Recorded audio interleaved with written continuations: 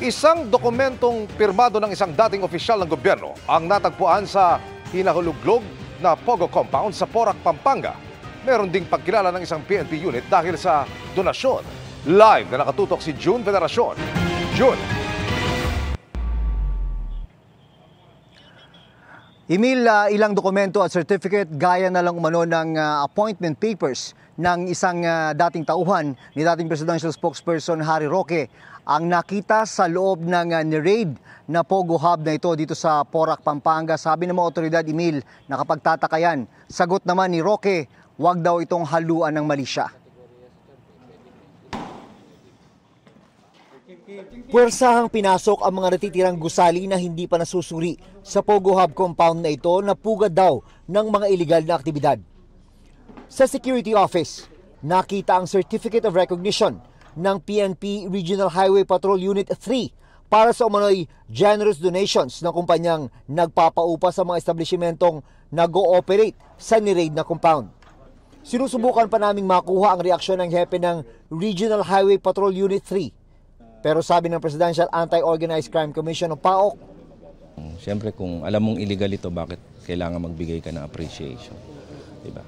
So, check natin yun. Kung gaano ka generous o gaano kalaki o paano ang tulong na ginawa din, malalaman natin yan. May isa pang ikinasorpresa ang PAOK, ang mga dokumentong nakita sa isa sa mga dormitoryo. Appointment papers ito ng isa umanong executive assistant sa Malacanang sa opisina ni dating presidential spokesperson Harry Roque. May petsa itong January 4, 2021. Meron ding affidavit of support na permado umano ni Roque nung wala na siya sa gobyerno. Nakasaad dito, nasasagutin niya ang gastos ng dati niyang executive assistant sa biyahe nila sa Europe Oktubre nung nakaraang taon. Yun nga yung nakakapagtaka, bakit nandito yung mga documents na yon. Sabi ni Roque, abogado siya na nagpapaupang kumpanya sa isang court case pero wala raw siya kinalaman sa Pogo operation. Huwag daw haluan ng kulay ang nakuhang appointment papers ng kanyang tauhan nung siya pa ay nasa Malacanang. Matagal ko na nga pong empleyado yan, no? Apo.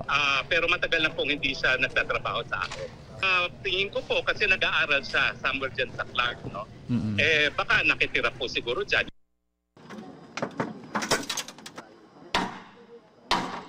Sa isa pang gusali, nakuha ang mga latigo na pinaniniwalaang ginagamit sa pag-torture sa mga empleyado ng Pogo Hub. Meron ding natagpo ang mga gamit na pang text blast o pagpapadala ng maramihang message ng mga scammer.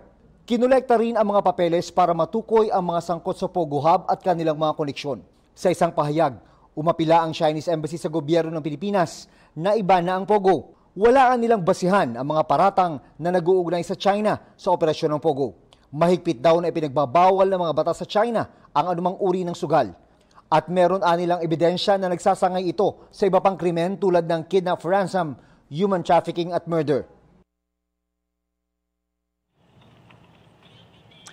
Natapos na ngayong araw ang paghahalughog sa lahat ng 46 buildings sa loob ng compound na ito pero mananatili pa rin naka-lockdown at babantayan ang compound. Ang isa sa mga posibleng susunod na mangyayari ay pagsasampa ng forfeiture case para raw mapasa kamay na ng gobyerno ang buong compound. Emil.